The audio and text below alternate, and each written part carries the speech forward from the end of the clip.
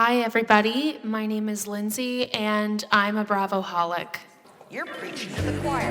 Bravo, bravo, bravo. Honey, you have to stop saying that. Bravoholics Anonymous.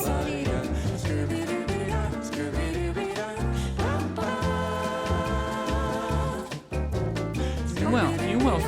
Don't think about it. Just let's think about traitors. Okay. So, what did you think about when they were in the helicopter and Maura was like, "I could go for a hot bath right now," and Rob was like, "I can get you something hot." Like, I was like, okay, yeah, she's going to side with him. Because she was like, Rob, you're so bad. I'm like, okay, well. I know, she called him so bad, and then in the reunion, they had the nerve to tell us that they had to pee, and it was a joke about having to pee. Yeah, they were like, we weren't flirting, and he was like, well. That was him auditioning. That was literally him auditioning for the Sexy Smut book. Right. And it was giving, like, a bachelor date where, like, they're No, on it was absolutely a bachelor date. I literally wrote that they were on a bachelor-style date. Yeah. We're going on a date in a helicopter. Yeah. Yeah. It was silly. Very silly. The whole competition was just meh. We could have literally fast-forwarded through the entire competition. I didn't care about it at all. I kind of wanted to, yeah. It was boring. So, basically, after the competition, everyone's fighting over Maura. And they go into the round table. And they vote out Johnny Weir. And I was, like, mad because I wrote down that Johnny was kind of eating at the round table. Like, he was doing a really good job defending himself and coming for Eric. And Eric finally did say something smart. He was like, I just felt like I've been an island this whole time, and I've just been listening, and now I know what I want to say. And I was like, that's actually pretty good. It's okay. But I loved when Tara brought up in the car, when she was like, and Eric, I wasn't going to bring this up, but Eric said he didn't really know you more and didn't really trust you. And I was like, like, bravo. Because the one thing Maura hates that we've clearly seen is if anyone brings up her name. Like, when she found out that Ron was talking about her, she was laser pointed on Ron the whole time. She was not going to let Ron stay in that house. When anyone mentions Maura's name and she finds out about it, she hates it. Pounces on them, yeah. I need to watch her on Love Island. I need to go watch her season of Love Island. Yeah, she looks really different. She looks really, like, it was pre-pump, I guess, yeah. It was just, like, in the middle of some pumps. Yeah, right. But I agree. I think Johnny spoke so clearly at the round table. He made a great case. He called out Eric for saying, like, this entire game he's been opaque. He's too quiet about his gameplay and says he's under the radar the entire time. And then Tara chimes in and is like, you never speak about anyone to anyone. And you're only passionate when you jump on someone else's idea of who they're going after, like someone else's target.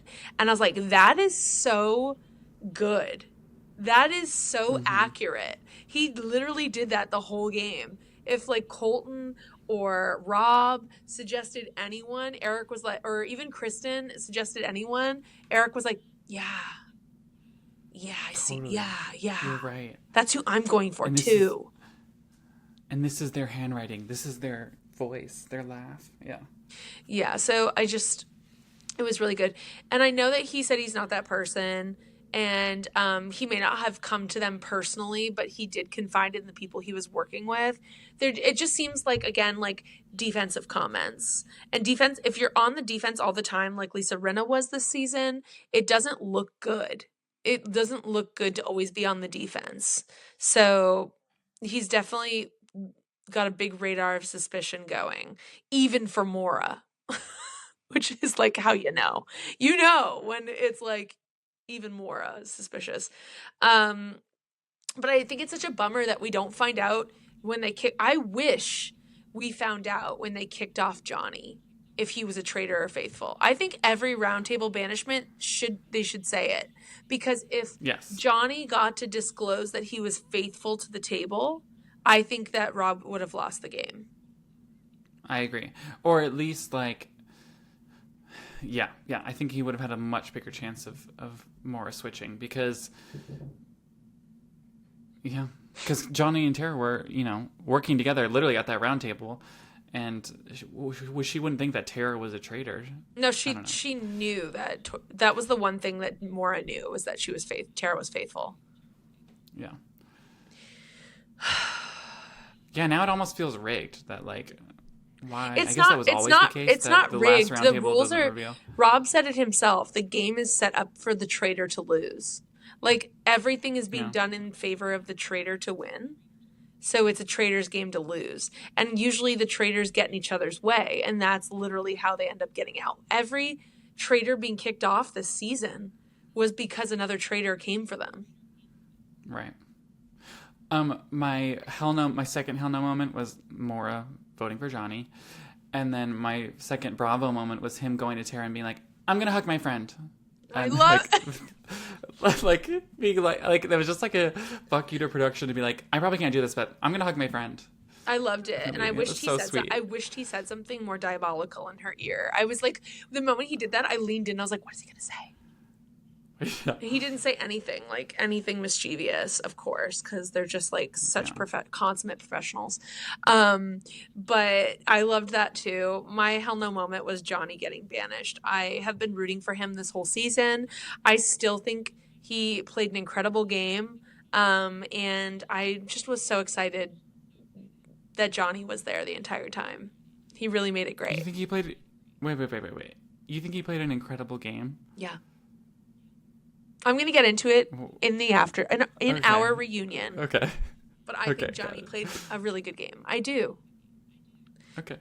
Okay. I don't think any of the faithfuls did. They didn't. I don't think they did either. But if I had to choose one, I'm picking Johnny. And if you stick around in this meeting, in this episode, you'll find out why. Anyway, well, so they finish the banishment, and then they kind of break off, and then we get this great scene with Rob and Maura in the kitchen. And I was dying for this to be a romance scene.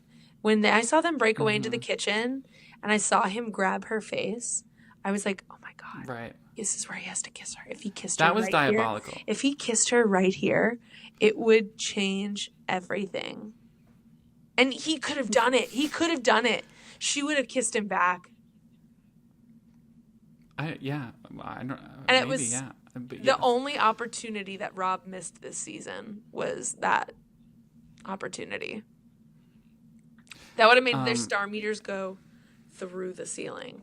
And, it just would have been so devastating when he told her that he's a traitor at the end. It kind of was enough for me to be like, damn, that is ice cold. Like, it was like putting her face in his hands and then like picking her up and spinning her around. I was like, I know. He might as well have fucked her right on that counter and been like, yeah, I lied. I know. And then the nerve of them to gaslight us in the reunion and say they never even had a flirt. I know. I was like, okay. What pissed me off was... What?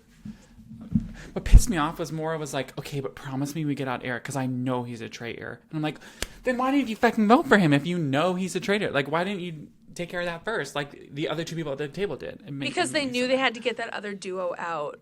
It's not a matter of if they thought Johnny and Tara were faithful or traitors. At this point, it's who do you want to share the prize with? And they didn't want to share it with them. Okay. Just made me mad. I just don't like that she did that. I know, sweetie. I'm sorry. I wrote down that after he picked her up, I wrote down, Maura will never trust another man again. She'll trust them to be untrustworthy. I can't do it in a Scottish Correct. accent. Can you do it? Can you do it in the Irish accent? I will never trust a man I will trust him to be untrustworthy. That was really good. Thanks. You've really developed this Irish accent over the season. I'm really impressed. Thank you. I should go on Traitors UK and be like, hi, I'm Thomas. I'm a faithful. I'm Thomas. But I'm really an American. I'm American. Anyway. Okay, so Eric asks Maura, we're good, right? And then Tara comes in and is like, Guys, it's not me, okay? I know it looks like it's me. It's not me. And I was Poor like, Tara. Tara, don't be on the defense, be on the offense. Go in there and be like, Eric, I know you're the fucking traitor. Rob, I know you're a fucking traitor too. Like, that would have been me. Just go crazy. You have nothing to lose. They're going to come for you. That's what I'm saying. Just go nuts. That's what I'm saying. Like, that's what they should have done before the mission when they pulled her. I'm like, no, just do it right there. Like, they're going to vote you out anyway. Just do it in front of their faces and watch them squirm and be like, yeah, no, say it. No, tell me why, yeah, why? And then for them to be like, yeah. Well, Eric would major malfunction. His, like, he would short circuit. He'd be like, right. The whole, because it's what he Also, does every time he's asked something directly. He can't. Also, I heard a clip of him singing. His like singing voice is not at all what I thought it would be. Oh, did you see the music video? I haven't, but They're all in it. So Eric, I know they're all in it. I need to watch a music video for his first like American song, and he says he came on Traitors because he wanted to like make the American people knowledgeable of who he is. He lives in Atlanta now with his brothers who have a creative agency, and he came out with his first music video, and it's like a Western, old Western, spaghetti Western style music video. I don't know. That's good. Whatever, we'll get around the music rights that way. And they're all in it. Rob's in it, and he's like the villain. He's supposed to be like the ranger that has them all captive, and they're all like slave workers on his ranch. And then Maura's there in like little hot shorts, and Ron Funches is there, and Yam Jammy's there, and Natalie's there. And the leather, she got the job because she gets to wear another like leather mini wrestling dress suit. Yeah, it's great. She was like, "You had me at leather." It's called like The Fire That Caught the Way, or I forget what it's called. But it was like a full good. sentence. Yeah. It's good, yeah. Okay. No, it's not bad. He sounds good. And I like the idea of using the cast. Like, it's great promo. Every single person that watched Traitors, which is like one of the top rated shows of the season, is going to watch that music video now, just out of curiosity. I'm going to, yeah. And it's also a very like diverse cast. He chose like all the diverse people on the show and put them in the video, which I thought was great. All his buddies. It was cute. His biggest buddies. Well, okay, so Tara tells Maura that Rob is a traitor. And I was like, bravo, Tara. Thank you for saying this before. Thank you. I bet her plan was like, if we could banish Eric, then we can go and we can both approach, Maura about Rob being a traitor now. And it didn't go the way she planned. So now she has to go do this thing by herself. And she tells, and at least she does it. She goes, I think he's 100% protecting you this entire time.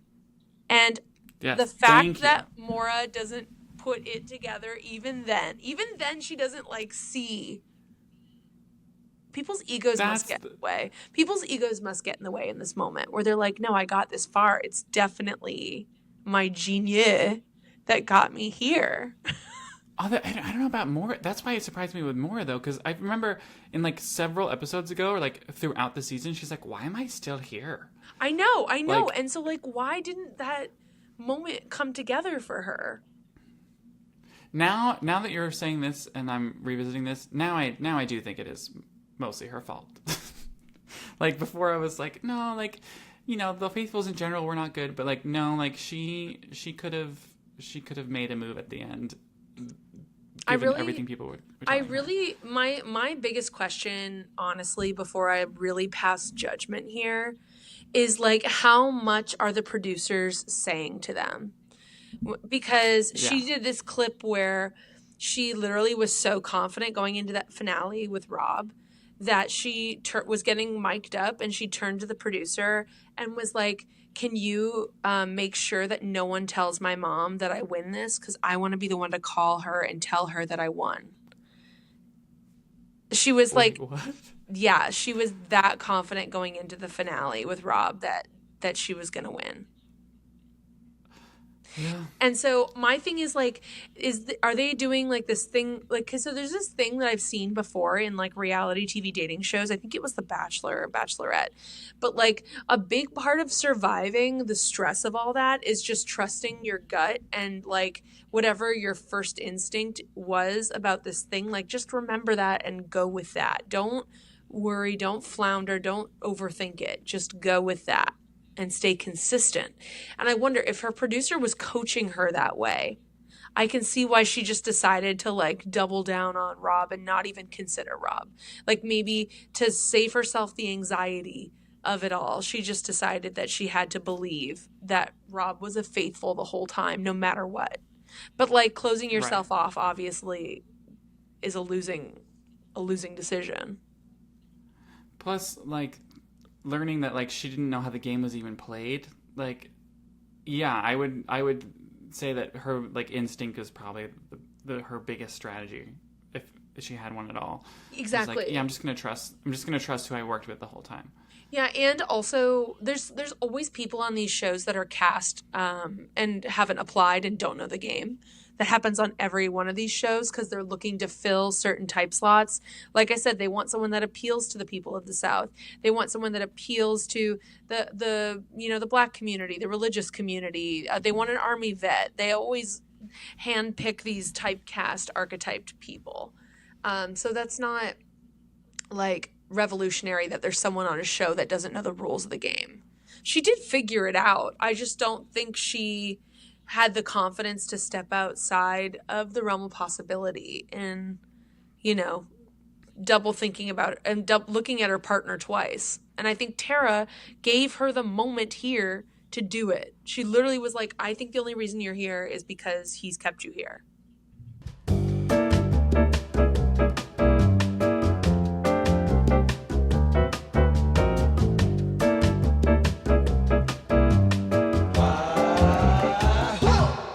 Well, let's go into the final fire pit. Do you want to Fire of truth. Bring us into the fire of truth?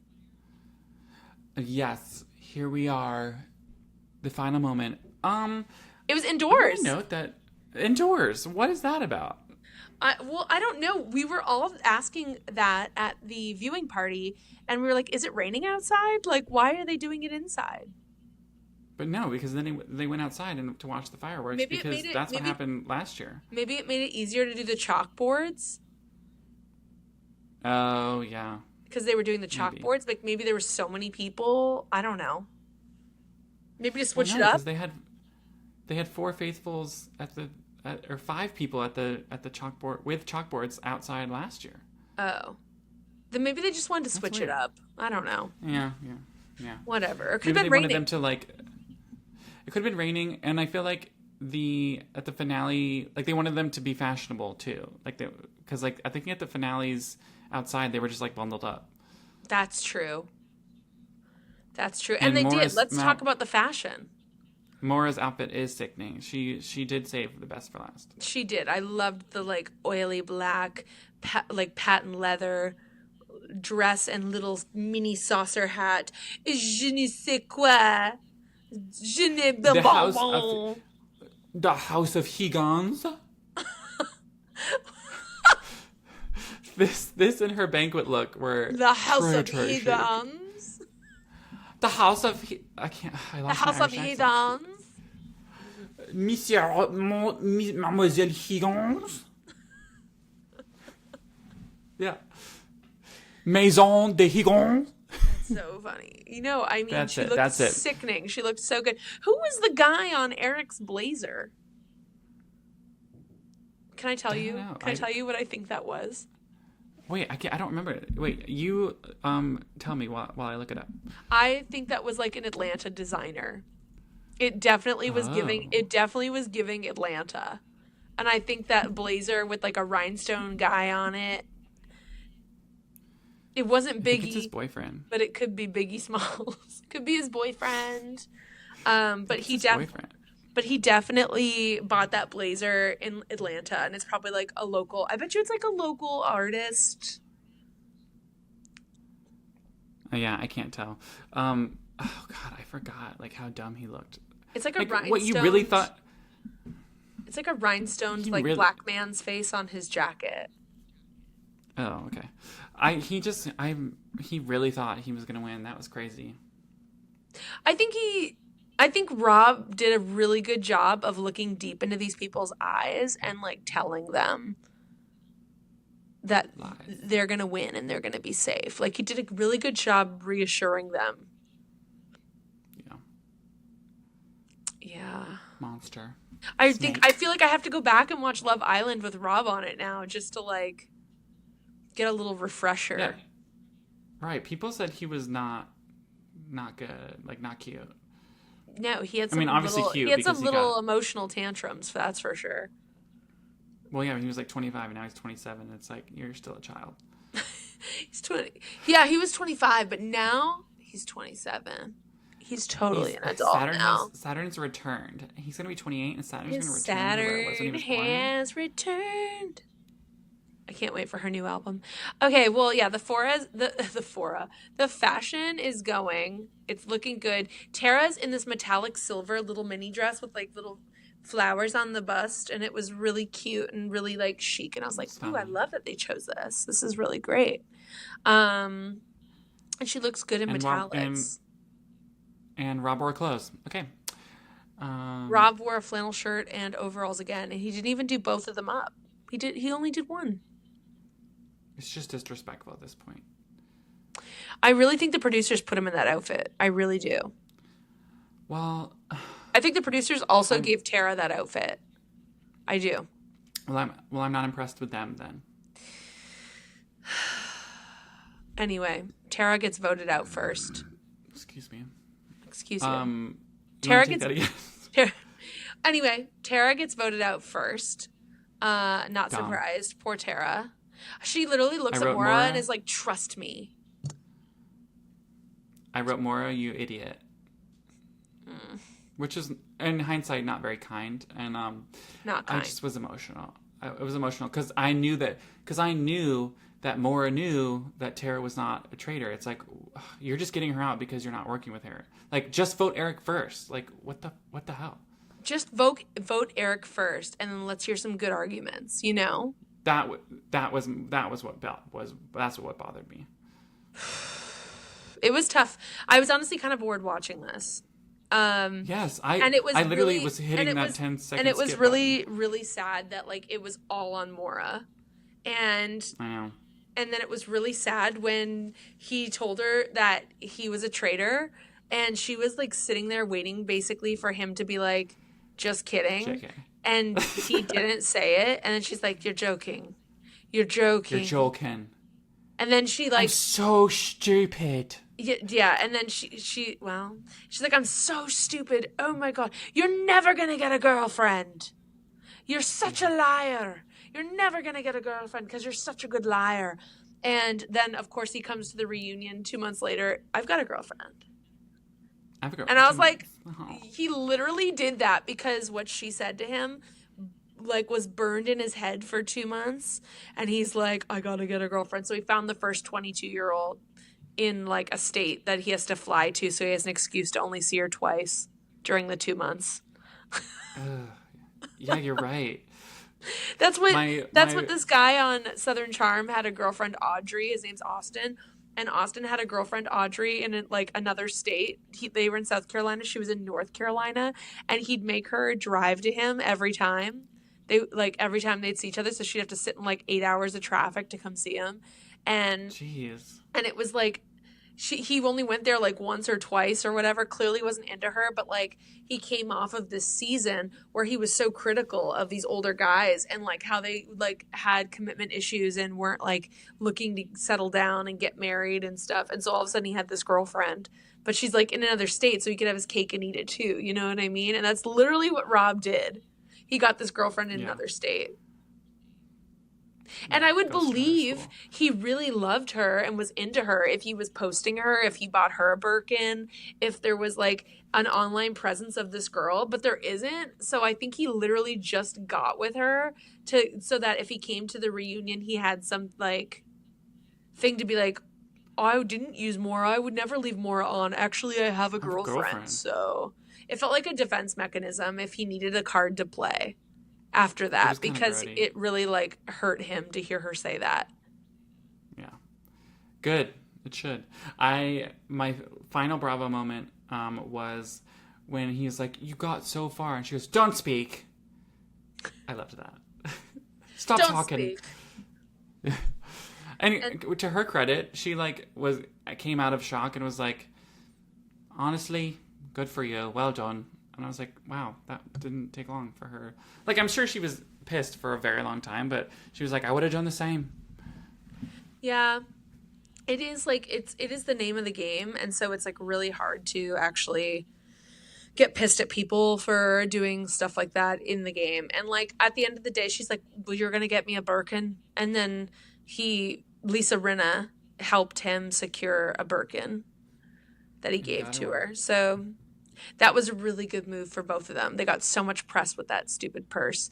And Maura's so high fashion, and the looks she's been stepping out and being photographed in lately are so high fashion. She absolutely needs to do an Hermes ad. Like, they need to call Maura to do something for Hermes like yesterday. Stat. Yeah.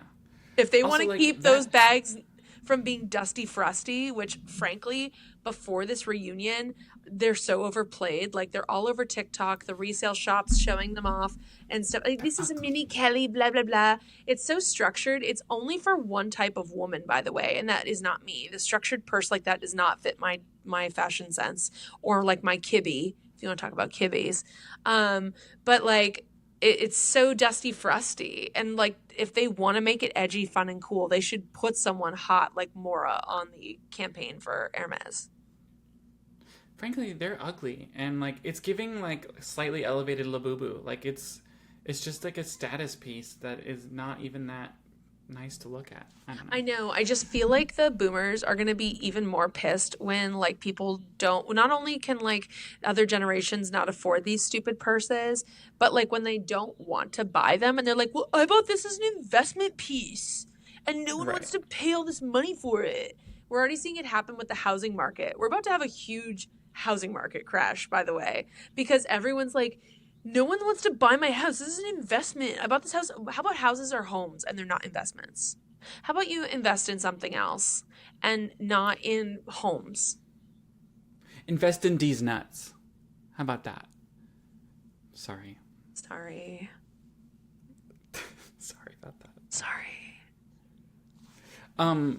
Also, like, it's not like he probably didn't even use his prize money to buy that bag. Like, he probably used a fraction of his Crest White Strips endorsement to buy her that bag.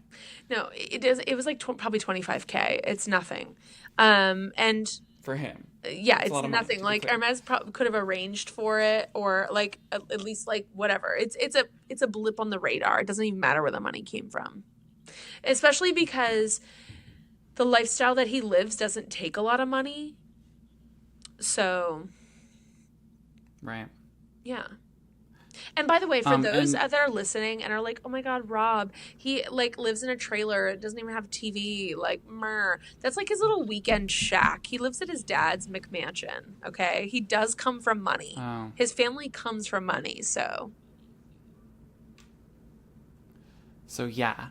So just please know that, because I can't take these people online that haven't done 4 Googles, haven't looked anything up.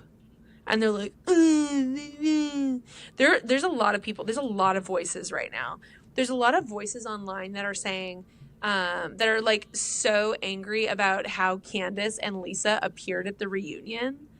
Like, these gamer fans that are coming out of the woodwork and are like, they're like, we shouldn't have any more housewives on Traitors. Did you see that article that came out in Vulture? No.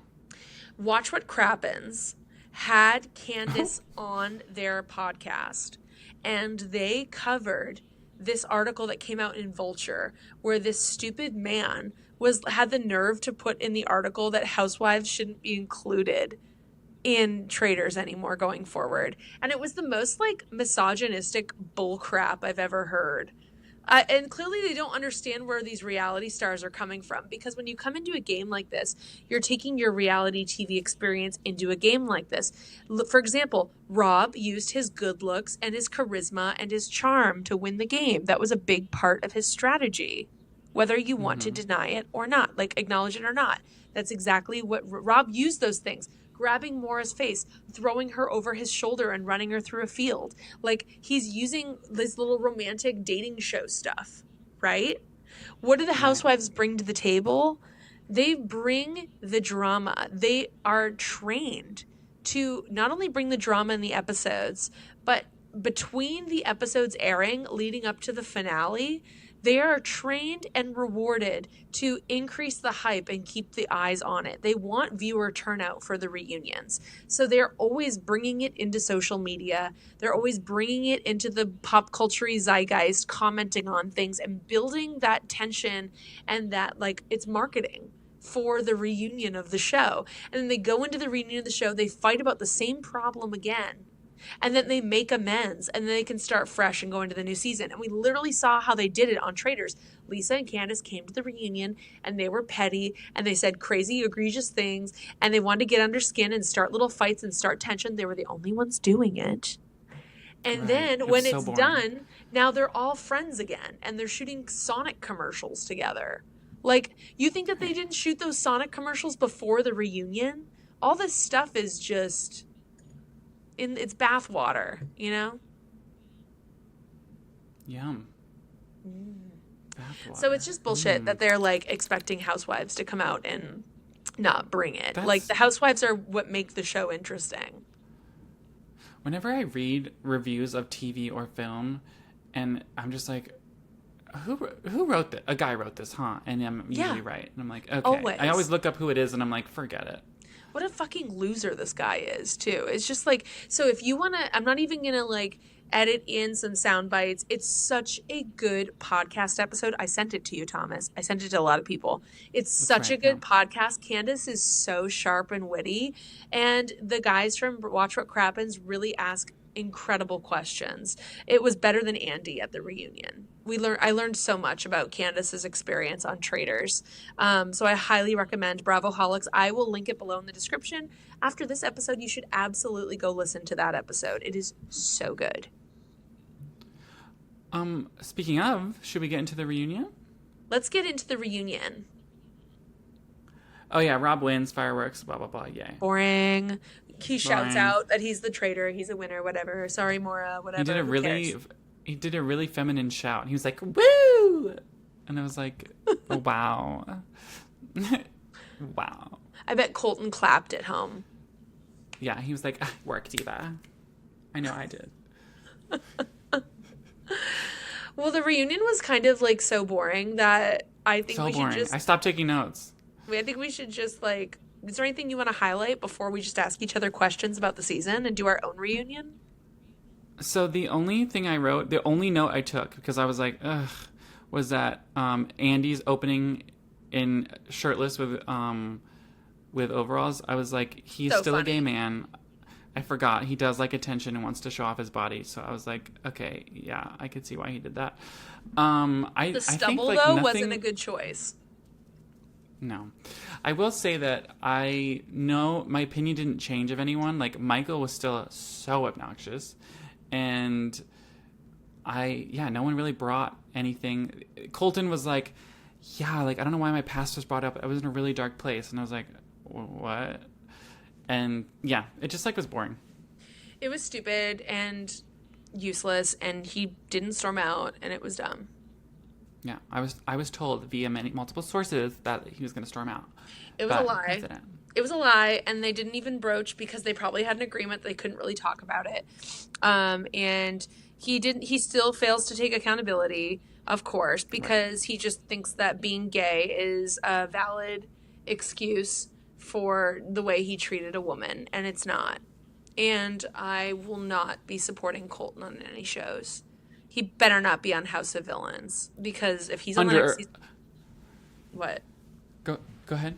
If he's on the next season of House of Villains, I'm going to be outraged. More like Colton Under wouldn't.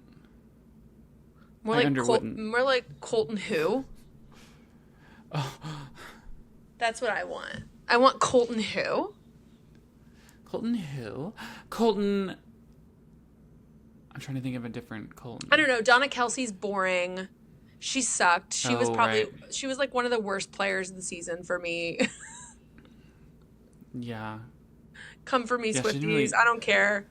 come for me, Swifties. She was so boring. I mean, and like the whole like I'm such a fan of these people. Yeah, right. Don't go, why don't you I tell don't us the believe Paul you. McCartney story again, Donna? Right. Anyway. The reunion was just like so lackluster, and the fact that these people online are literally saying that the housewives shouldn't be invited back because of their behavior on the reunion. That was nothing. Those people It was couldn't handle nothing. watching a housewives reunion. They literally could not handle it if they thought that was bad. They could not. I like there was no drama, yeah. There was nothing. Weird. It was so boring. They're like, it should just be nice and like kumbaya. I'm like, why have a reunion then? Like, why actually Right. have it? Right. So it sucked and it was boring as shit. And okay, let's do our own reunion, Thomas. Okay. Because usually when we're recapping shows, we like to like rank our favorite people and on the show and like how we started the season and how we finished the season. I wanted to think of something that like felt akin to that. And I feel like in our own reunion, we should just ask each other questions about the game and what we thought of the game. Okay, great. Okay, great. I'll go first. Okay. Thomas, one of the themes we kept coming back to all season was the traitor hunter archetype. The people who become so confident they're right. Looking back now, who do you think suffered the most from that mindset this season? Ooh. Well, I mean, suffered like because of a Their traitor game hunter or suffered. because they thought they Their were a games, traitor hunter? their game suffered. I mean, my first thought was Colton because he was like so out there that like he got murdered. Like he was never going to make it to the end. Yeah, he was mad dogging. And I also feel like Eric too, because Eric was like, I heard a laugh, blah blah blah, and he was like so wrong. And then once he was recruited, just stopped talking. So that probably didn't help either. I guess I would say those two. What about you? That's a good point about Eric. I didn't Yeah. consider that. I thought that Colton was the primary example. He was the one that was trying to coin himself the traitor hunter. I literally think he was like mad dogging people literally in person, but also like he was like a dog chasing a bone. There was one bone being dragged behind a car or whatever, and he'd go chase the car or chase the bone. Like it was an incessant determination, and it was so flawed every time. Except for the Lisa thing of it all, but like Rob was supporting cast, so I don't think he would have been as confident at that point if Rob wasn't there to support it. But Backing anyway, him up. I think Colton for me was the inspiration for this question. Yeah, totally. Okay, your turn. My turn. Okay. Who in this cast do you think has the kinkiest sex? Oh, this is a great question for me. I'm just gonna go through the cast really quickly in my head.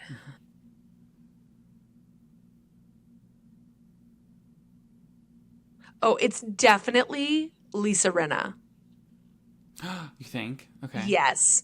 Yeah, no. Oh, it's, Harry Hamlin? Oh, yeah. yes. Yeah, it's definitely Lisa Rinna. She is having the kinkiest sex in the cast.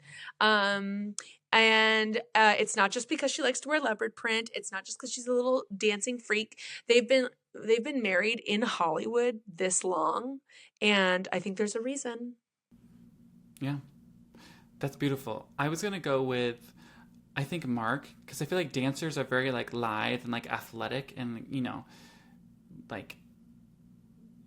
just there's very like acrobatic things going on. I think you're just fantasizing that. Correct. That's correct. Yeah, because he's said that him and his wife have watched like all 50 seasons of Survivor. And while I didn't see that even used in the Traitors game at all, I also don't think that if you're watching all 50 seasons of Survivor that you're having a crazy sex life. Yeah, It's true. Maybe that's going to offend some of the Bravoholics that are listening to this. I shouldn't have said that. Now I'm like, oh my God, am I going to get canceled because I hurt Kathy's feelings? Oh, Kathy. Sorry, Kathy. Being kinky. Also, what's wrong you with don't the- need what's- to be kinky. Nothing's wrong with being Yeah. normal. Yeah. So don't get pissed at me. Yeah. You put the mission in missionary queen, okay? I salute you, soldier. Yes. Mission possible, sweetie, okay? Missionary. Hello, Charlie. That's right. Even Charlie's angels are on a mission. That's right. And you too, if your Kathy. husband and Kathy, make sure to catch your husband's mission if you're straight. I'm sorry. This is really gross. This is okay. Next question. Thomas, who is your overall favorite player and why? Ooh.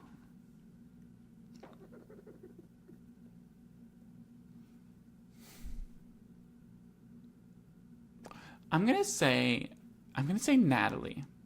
Okay. Because she was good at the competitions. There was a lot of drama in her like paranoia, and she wasn't afraid to like go after people. Like she was always talking at the round table, and I loved the way she left.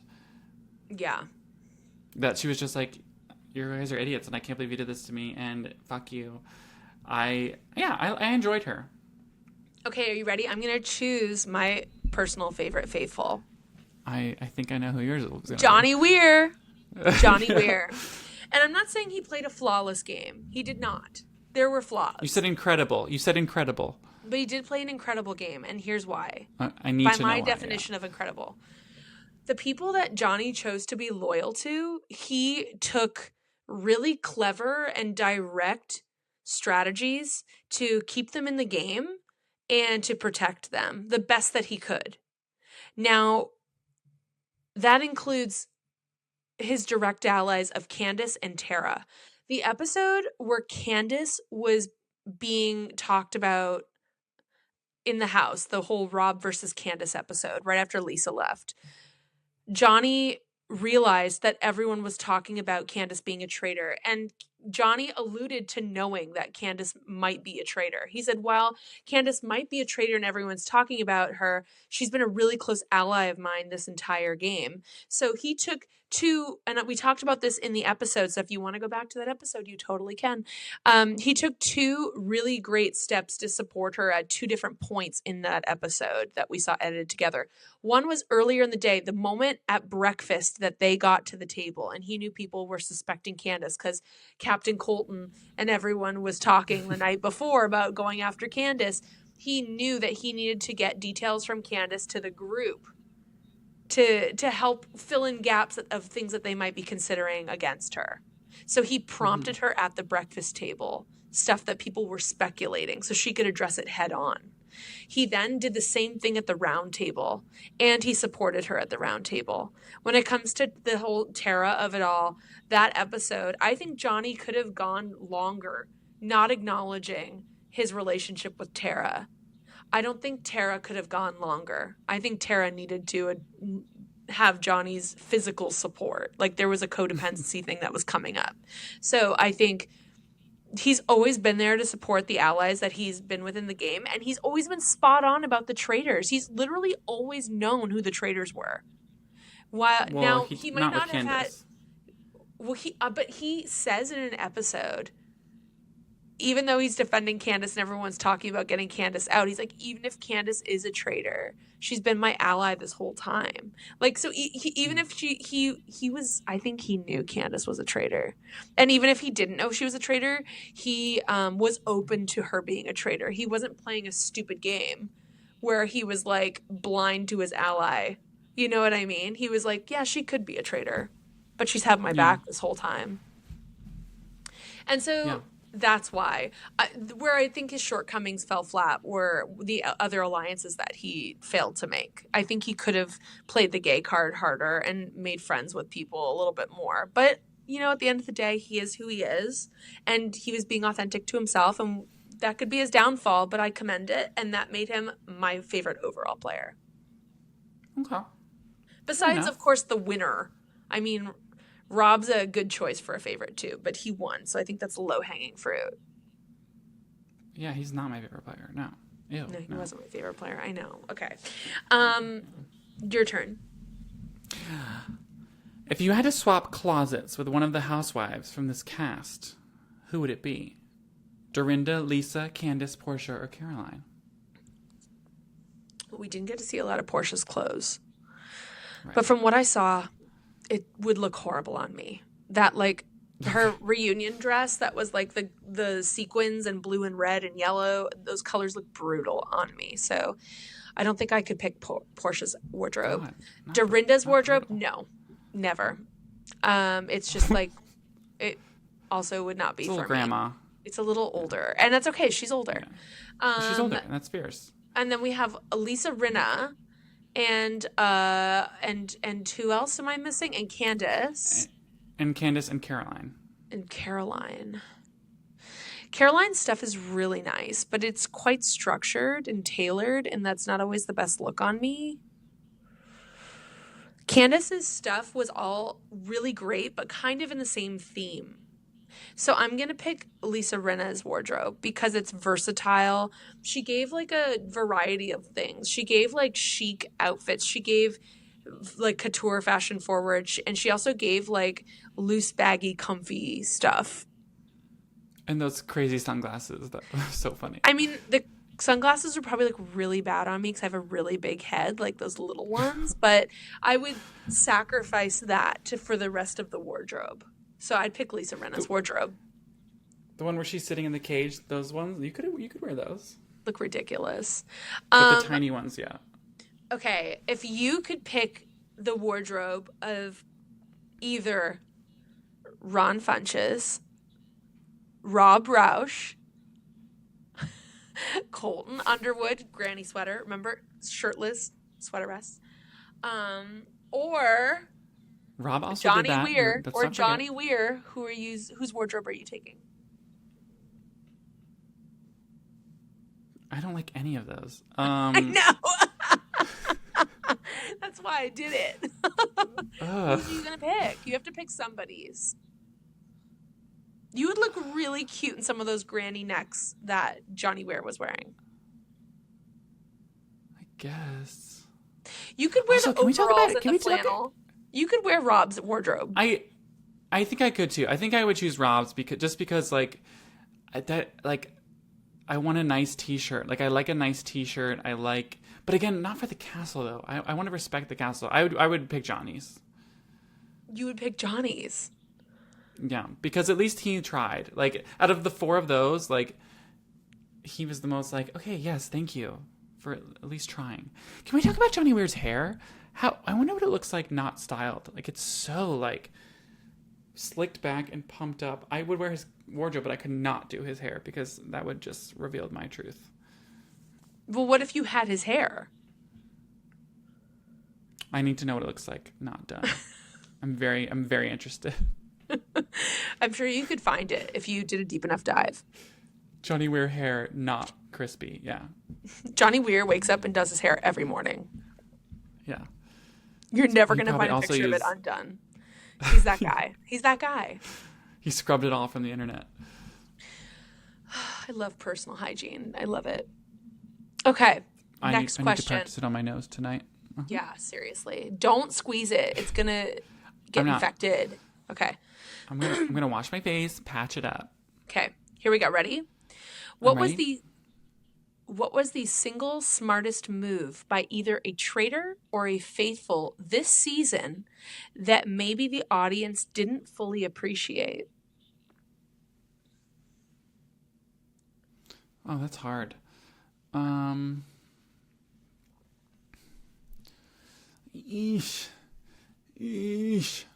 The only one that's coming to my mind is I don't think it was the smartest move because again, there's not a lot of to choose from on the side of the faithfuls. The traitors, I feel like, I guess the smart move of the traitors was to like get out all the gamers quickly, like all the really, really smart people. But I'm going to say Oh, okay. I know it. But I think the audience appreciated it. I think it was Rob letting Candace murder Colton. Yeah, but everyone appreciated that. Okay, then I'm going That to was say a it was genius move. I'm going to say it was Natalie saying at the round table, Rob, just tell everyone you have the dagger. Just tell everyone. That was a good one. That's a really good Yeah. one. That's a good one. Yeah. That's so. That was just like so. At least she I was won like, that. Yeah. Rob, just tell everyone that you have the dagger. Just go ahead and tell everyone. It was great. He did not want to do that. That was a really good move. What about you? What is yours? That's what I'm saying. Like, it's slim pickings. Like, there was no There move was that not I very was many like, good moves yeah. that we have that like everyone doesn't acknowledge as a good move. Let me just think for a second. Right. You know, I think Ron Funches was on to something when he sat at the round table and started complimenting everybody one by one.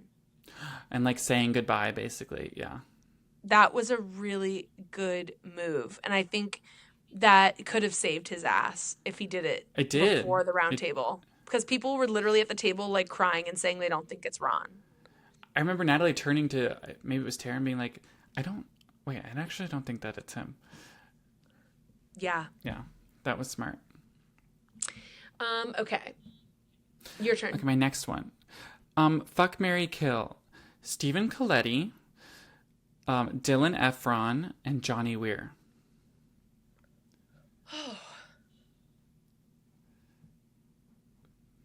It's tough.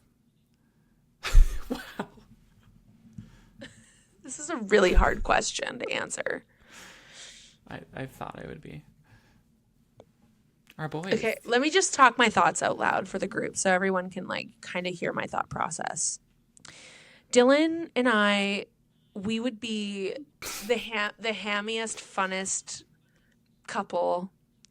You know, we would have we'd have fun kids, and like we would be sporty and athletic, and like, but he's such a big celeb and everyone's gonna be throwing themselves at him all the time. Like, I just don't know if I can trust him to be faithful to me. But also, like, is he gonna love the spotlight so much that now I'm gonna have to compete for the spotlight too, and then I'm gonna be thrown into the shadows and be like the admin of the couple? I can't do that job. I'm the star of the couple, you know?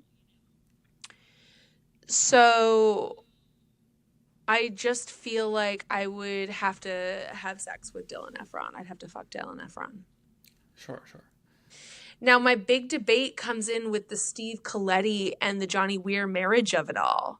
Like, Johnny and I would grow old together and laugh together, and we would truly bond, and I would never need to question his loyalty. Of course, we would have to have side pieces. But that could also bring Dylan Efron. That could also bring plenty of joy. Dylan also, I mean, Johnny also like loves to skate, and I would love to watch him skate and support him and hold a sign or throw a teddy bear on the ice. I could drive him to the arena. He could teach our kids to skate. Like, does he have money? Oh yeah, I mean, they're commentators. I know, probably but not like, a ton of money. Is he like rich? Probably not. I wouldn't say. No. So here's my other thought. So Stephen Coletti comes from money because his family lived in Orange County. He's straight and handsome, but he's also But like not too famous. Exactly. He's not that famous right now. He got a bump, but yeah. But they're like debating what his title should have been on the show. Like, that's the discussion here. It's nothing else. So I still could see us like owning a boat and like walking our dog on the beach. Also having a really cute little family. Wearing cozy sweaters together. If I was with Johnny, we could go to different Olympics around the world and have exclusive access to like really cool spaces. And you get to be friends with Tara and use her curling wand. I think I'm going to marry Johnny Weir. And kill Stephen Coletti. Wow. Okay. Because Steven could just be another side piece. Well, you're killing him. Oh my God. Well, that's good because then no one else can have him. You can't have him if I kill him. Yes. Yes, that's my choice. The number one, like... That's the number one, because my concern was if I didn't marry him, you would get to marry him. Yeah. The fact that the unsaid rule that this was a competition and that whoever you don't pick, I'm gonna have. It's true. I knew that's what you were doing. No, it wasn't, but that's just our natural when it comes to three men we both find attractive. Sorry. It's like, okay, what's yours? What's your order?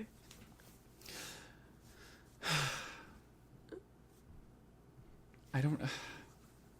Okay, wait. Okay, I'm gonna change it. I'm gonna change it. What? You are? Oh, what? Fuck, marry, kill. Stephen Coletti. Rob Roush.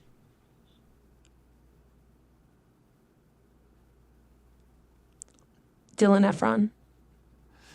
Okay, great. I'm going to. Because I knew you were gonna pick Johnny. I knew you weren't. This helps because they're all straight, you know? So, like, it will never happen for me, for any of them. That's helpful. I'm going to marry Steven, fuck Dylan, kill Rob. Okay. Great. Yeah. All right. hypothetical. We don't condone violence. I condone violence. Oh my God. Okay. Don't incite violence. So, okay, what's your next question for me? Okay. On the flip side, what decision made you yell at the TV the hardest this season? Probably when Maura voted out Tara at the end first. I was like, you literally just said that you know that Eric's a traitor and that she's not. So just like, let there be a chance. I was screaming. You want to know? Yeah. You want to know what made me scream? Please. Make you scream, make you scream. When Tara and Johnny didn't back up Natalie against Rob at that round table. That's when they literally changed their mind at that one round table and just like Uno reversed it. And I was like, what are you guys doing? This is your one shot. That was like, in my opinion, one of the biggest mistakes of the game, why the Faithfuls lost. You think he played an incredible game? Well, I think I think that was more on Tara. Because Tara was leading those female relationships and was making those commitments to people. Yes, Johnny was attached to Tara, but I also think Johnny played an incredible game by like not getting too close to Tara. Like even in that moment, Johnny was distancing himself from that moment. I don't think it was smart of them to not go against Rob and not back Natalie in that moment. But Tara was the one that looked bad that whole time. Yeah. He still played a good game. But it was Tara's mistake ultimately. That was the screamiest one. Yeah, the fact that Rob didn't get a single vote at that round table, I was like, okay. Oh my God, it was horrible. That made me. I'm just getting anxious thinking about it. Yeah. That's a good one. You had the correct answer that time. Thank you. Who from this cast will be on Dancing with the Stars next? Obviously not counting Mark Ballas because he will probably be on it as a professional. Well, Mark Ballas did answer this question. So what did he say? He said that he actually extended an invite to Alan himself and said he would come out of retirement to dance with Alan as the first same-sex couple if he wanted to come on the show. And then Alan said something like, made a joke and turned him down. So it's not Alan. Oh. But I wanted to share that because it was a good little, like, Bravoholic, like, addicted to traitors thing that I think people should hear. It was cute. Love that. I think it's either going to be, like, Kristen, if she's not shooting her show, or Rob Roush. I was going to say, it's got to be Rob, yeah. They're going to do anything they can get. I don't know if Rob will do it, though. That's the thing. It's like, they're going to try to get Rob. but Rob might not do it. And if Rob doesn't do it, then they'll get Maura Higgins. I know. I'm trying to think if, like, he probably thinks he's, like, better than it. Like, he's like, nah, I'm not going to do that. I think Rob's next move is getting his family a reality show. Yeah. I really do. Yeah, maybe more. I think it'll be one of like the housewives or like one of the hot people. I don't see any gamers going on Dancing with the Stars. You don't see Natalie getting Dancing with the Stars? No. Okay. No offense, she's not famous enough. Oh, sorry. Okay. Oh, I just answered this question for myself. Oh, what was it? I'm just gonna skip it. Okay. What move do you think went wrong for the Faithfuls to ultimately lose to the Traitors? Yep. Okay. All right. Was there anyone this season where you think the edit really shaped how we perceived them, like the hero edit or the villain edit, that might not reflect the whole story? I do think I'm going to play devil's advocate. Okay, this might surprise people. I think that because Michael was so outspoken and so annoying and so like spitting vitriol, that like they just leaned into the villain edit of him. But the fact that he was like, no, yeah, I'm here for the housewives and get the hunks out. Come on, Colton. Like going after him, that was right. Like I agreed with him being like, yeah, you're a piece of shit, Colton.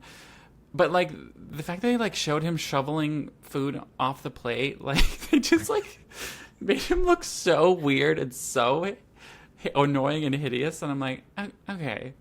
I think he's ultimately a comedian and he'll do anything to like, ham it up. And I do think he is like a big Housewives fan. I think it would have been fascinating to see him and the Housewives be like a team, like in a world where it was like him he saw himself with him and like the Housewives lined up with him. Like that would have been a funny edit to have gotten for sure.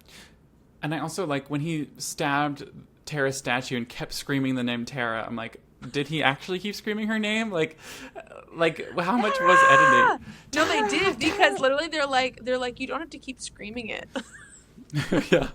I just think, yeah, I wonder, like, did he actually have, like, maybe he did have some strategy at some point, but all we saw was that he was a piece of shit. Yeah. Yeah. Well, I think that the rumors are true and that there was more to Dorinda fighting. I don't think Dorinda, the moments where they showed us like her getting really angsty and angry at like Ron for not asking about her family, like that didn't just come out of nowhere. And so I think she really got a very favorable edit and we didn't see what was going on between a lot of them. Right. Yeah, especially because out of nowhere when Ron at the round table was like, I don't give a fuck about your family, or like said something like that, it was like, it just whoa. felt so sharp and like ridiculous. Yeah. And I just have a hard time believing Dorinda didn't spend like the last 3 days talking shit to everyone in the house that would listen to her. It was very like, what are we missing here? Why do they hate each other? Yeah. I know. So I really think that she got a hero edit when there could have been something else going on. Yeah, that's fair. Okay, I only have 2 more questions. My next one is another fuck, marry, kill, and it is roles that Alan Cumming has played. Okay. Fuck, marry, kill. Nightcrawler from X-Men. Fegan Floop from Spy Kids. And Sandy Frank from Romeo and Michelle's High School Reunion. Great. Marry Sandy Frank. Obviously. I'll fuck Nightcrawler and I'll kill Frinkle Frankle Floop. Yeah. Okay. Yeah. Great. Honestly, same. Yeah. Yeah. That one was easy. Ooh, teleport into me. Yeah, like kind of that. You could teleport anywhere in the world. Yeah, I'd be like, take me wherever. Paris, Let's have Eiffel sex. Tower, whatever. Eiffel Tower. Literally, Eiffel Tower. Oh, honey, Eiffel Tower? You want to talk Eiffel Tower? Oh, let's do it on the Eiffel Tower. Are you done? I'm done, yeah. Okay. Who came into the season with one reputation and flipped it for you?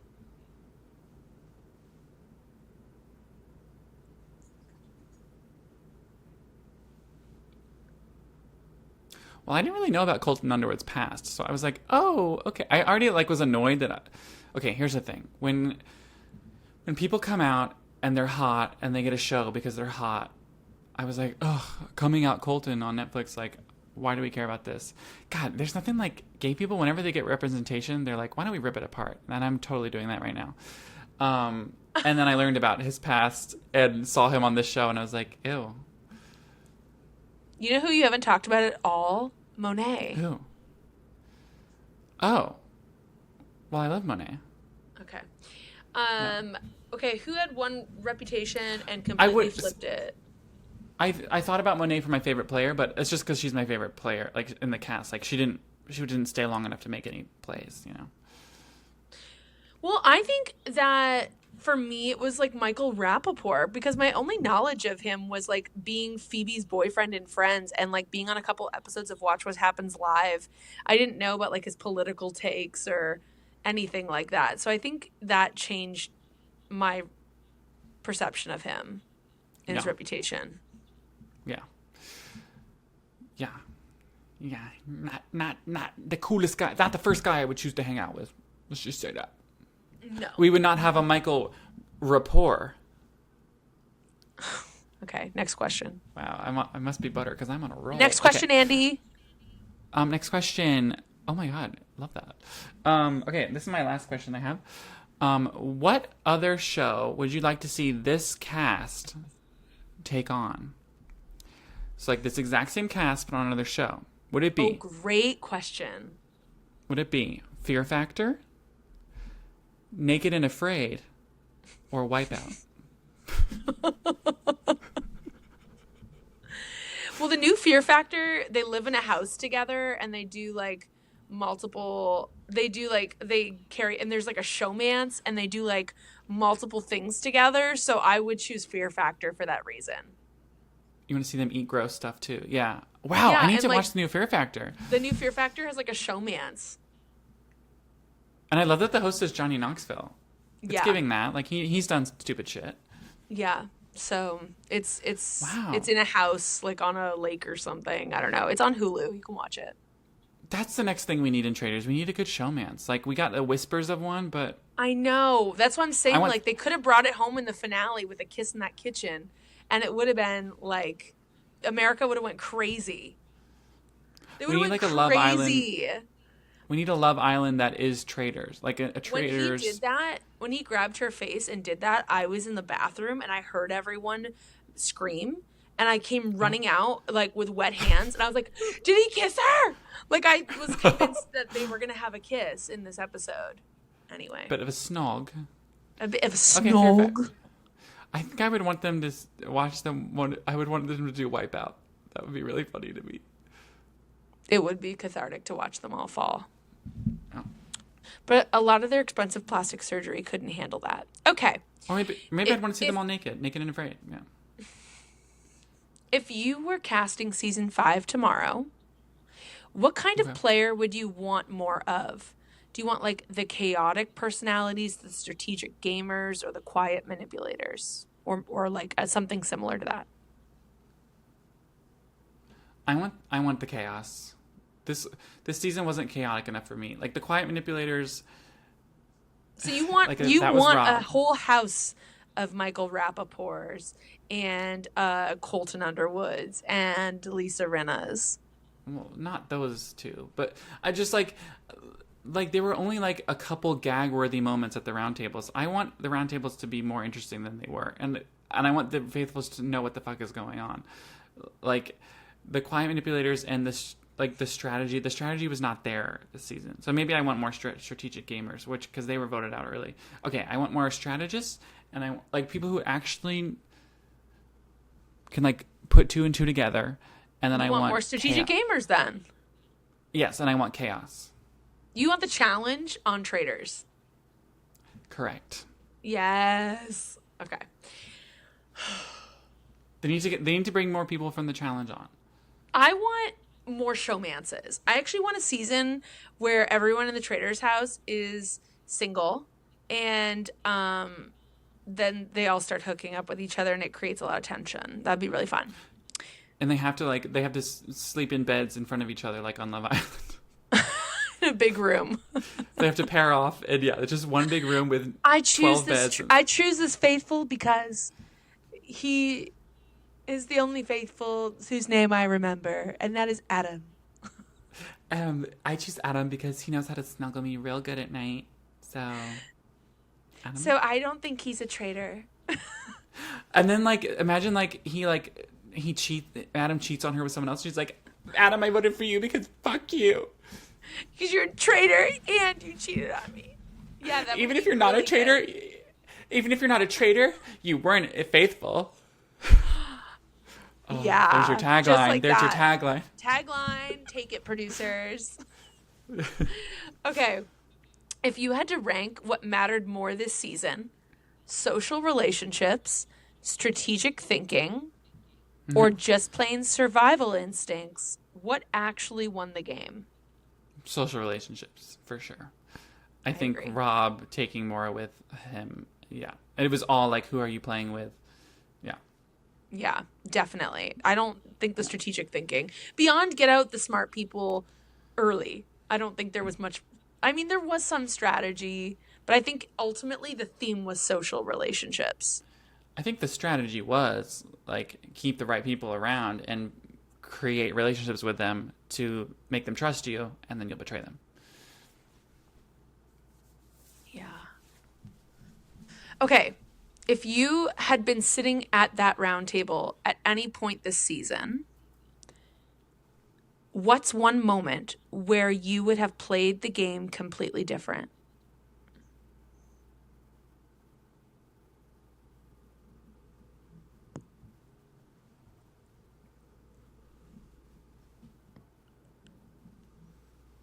It's so hard because it's such a pressure cooker. I don't know. I know. And I know hindsight's 2020, but I just what moment would you in your gut know that you would have handled differently?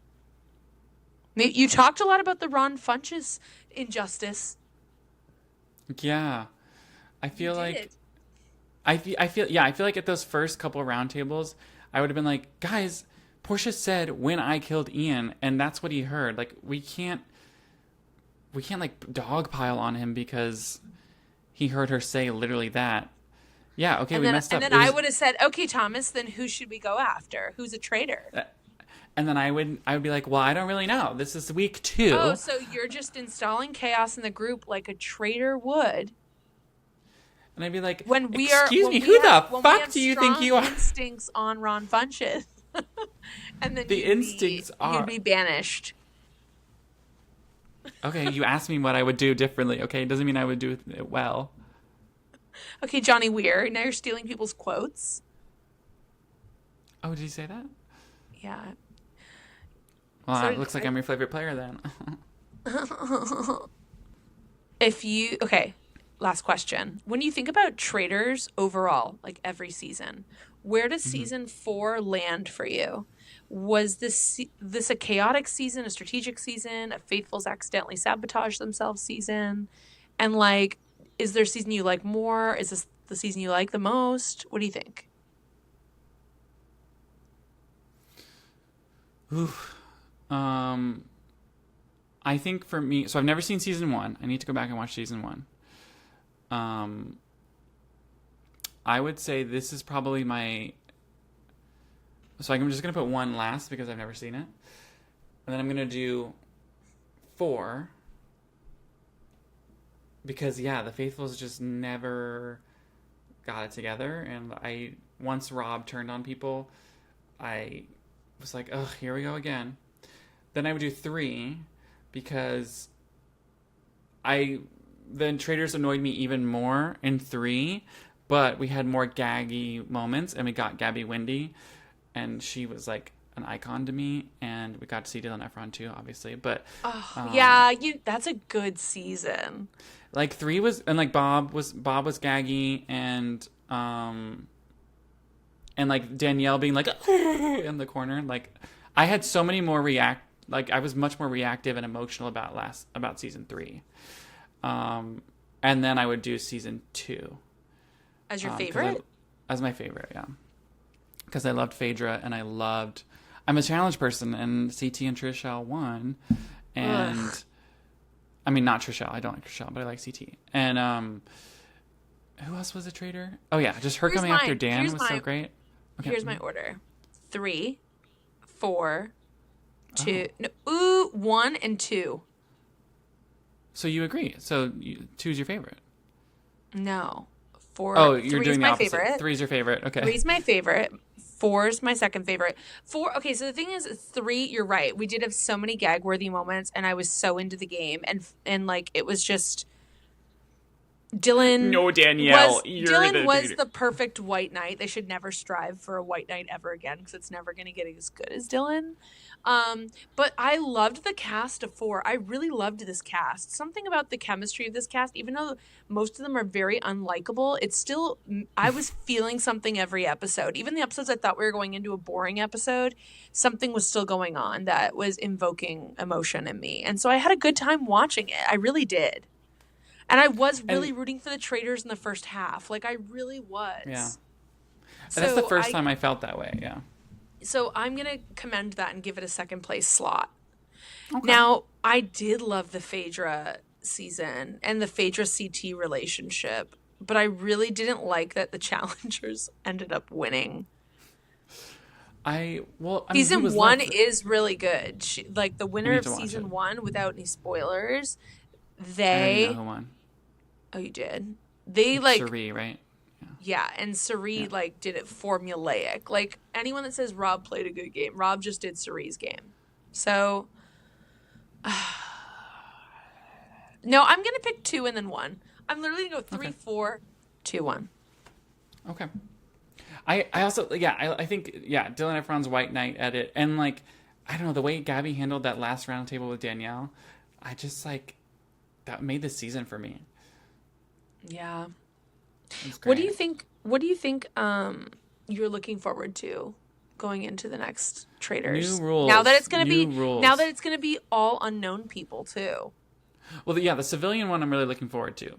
I hope they try out a lot of new stuff with that one, or maybe not, just because it's people we don't know. But like if they do another celebrity version, like we need lots of new things, lots of new rules.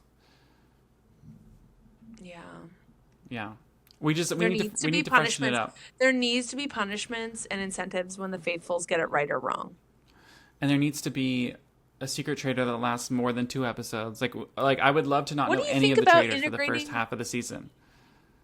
What do you think about integrating torture? Like if they get it wrong and they vote out a faithful, like they can't go to sleep that night. I think a lot of people probably wouldn't agree to be on it. Then that'd be tricky. I think they would have better luck with the civilians. Civilians will do it. Yeah, they'd be like, oh hell yeah, I'll do that. That's like the challenge when they do finals and they make them like stand on a log overnight. Yeah, Big Brother does that too. Big Brother does stuff like that too. And that's why I'm like, I don't know if it's like grueling enough. Yeah. I think what about so there's this game like Werewolf. Have you ever played Werewolf? Uh-huh. There's a doctor character, right? Uh-huh. So what if, and this is what I was thinking about including in my pitch video for the audition for Traitors, I might pitch myself as a doctor character where I come in and I get to save a faithful every night. Love that. Like, I'm on Team Faithful, but I get to appoint a faithful safe. And the faithfuls don't know who the doctor is. And the traitors don't know who the has doctor been is. saved. Yeah. Or who's been saved, yeah. Exactly. Yeah, it's like a secret shield, yeah. Yeah. Yeah, that's cool. I think I want cast me. Yeah. Cast me. Choose me. Love me.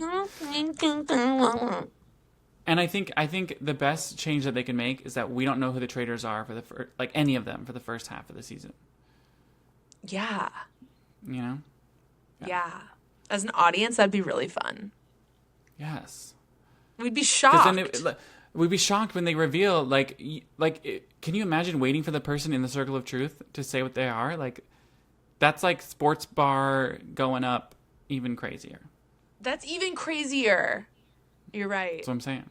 I think they're gonna do it. I think Donna Kelsey's Secret Traitor was like them testing the water for it, you know?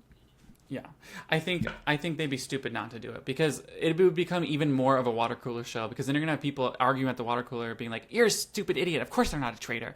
And then everyone on social media is gonna be doing that. Like, it's just gonna be buzz free marketing. I don't know why they wouldn't do it. And then you can come back to the office and be like, "I told you, you idiot. Now hand me that report back." Yeah, like, give me my report. Give me that memo. I'll see you in the meeting, you idiot. You idiot. I just think yeah. You're total nincompoop. You're just as dumb as that faithful Steve. Totally. I think Kathy's they'd be stupid not to do it. Yeah. Who's me? All right. Kathy. Oh, Kathy. I hope she's okay. I hope she's okay. Don't be mean. Don't be mad, Kathy. We support you. All right. Well, I've really enjoyed covering this show with you. What a season. This season, Thomas. And I can't wait to have you back at Bravoholics Anonymous for another meeting. We always have endless things to talk about. It's been my honor, and 'twill be my honor onwards. Great. Whoa. Great. And sorry. we're going to be talking about House of Villains, because you pinky promised. And Maura Higgins says you never break a pinky promise. What would be your Birkin bag? Like, what would I have to get you? If you betrayed me at the end? No, like right now, if I was like, I can't do it, what would I have to get you? Or, yeah, if I betrayed you at the end, what would I have to buy you? It's different. If it's now, and you betrayed me, and you didn't watch House of Villains and cover House of Villains with me to talk about House of Villains,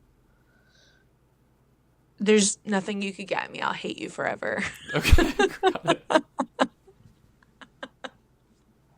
That is some high stakes. I'm just kidding. No, you can sincerely tell me, like, I can't commit to this. I'm too busy, and I'll understand and love you forever. But if you betray me in Traitors, Yeah, what about that? it's going to be much more costly for you.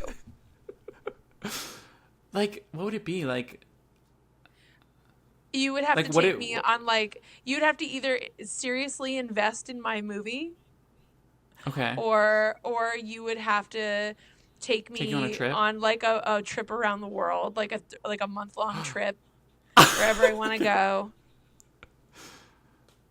Okay. Yeah. Fair enough. You're paying for all of it.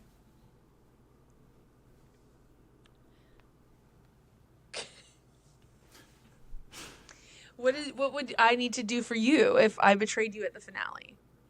You have to pay for my hair transplant. Oh, deal. That's like not even a Birkin bag. I think that's a steal. Yeah. Yeah, I'll get you the best doctor. Don't worry. You'll be great. And I'll get you both. You'll probably need two. I'll get you two. Yeah. Joel McHale me up. Yeah. No, they just usually you have to get a couple. It's not just one. Yeah. And if it rejects it, I don't know what I would do. Well, let me give an outro here. Here we go. All right, Bravoholics. That's our meeting for today. Our final trip to the castle for the Traitors Season 4. Huge thank you to my co-host, Thomas Norman, for helping us survive the roundtables, the betrayals, the absolute psychological warfare that this season has delivered. But don't worry, the meetings are far from over. Every week here on Bravoholics Anonymous, I'm bringing in fellow Bravoholics you probably already know from TikTok and the Bravo fandom to break down the shows we're all watching, sharing hot takes, questionable decisions, and of course, clocking a little demonic behavior along the way. If you had a Bravo moment or hell no moment or spotted some straight up demonic behavior in this finale, come talk to us on Instagram at the Bravoholics Anonymous and follow along on TikTok at bravoholics.anonymous for clips, hot takes, and all the chaos. If you're loving the show, don't forget to follow, rate, and subscribe to Bravoholics Anonymous wherever you listen to podcasts. It really helps the podcast, you guys. Helps more than Rob helping Maura up a hill. It helps more than losing Traitors to get a Birkin bag. We'll see you at next week's meeting. As always, keep your champagne cold and your taglines iconic.